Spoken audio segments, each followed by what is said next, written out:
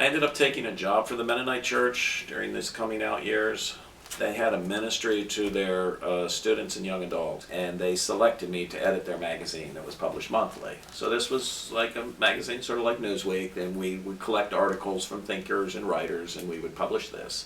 And I was the editor while I was living in Washington, D.C. Well, that was the year I was coming out. And somehow having a gay employee working for the Mennonite Church just didn't work out very well. But because they didn't want to fire you for being gay, they just cut off funding and they shut the magazine down. What was worse around here was church reaction. Guys could not get funerals. There wasn't a whole lot of problem with undertakers. They could deal with it, but churches couldn't. Just couldn't. So there were a lot of funerals in funeral homes. A lot of families would not show up for the funeral. So it was, the family of choice that would be there to say goodbye. We did a spirituality concert because a church we rehearsed at, once they found out we were lesbians, no. There was an article about us in the paper, and the congregation went to the pastor and said, "What are you going to do about them? They rehearse in our church."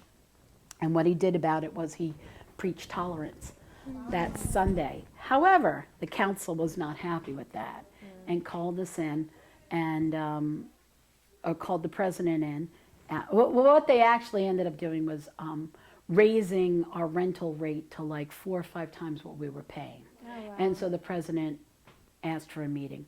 And during that conversation, he had said that here at this church, we like to lead disciples to Christ.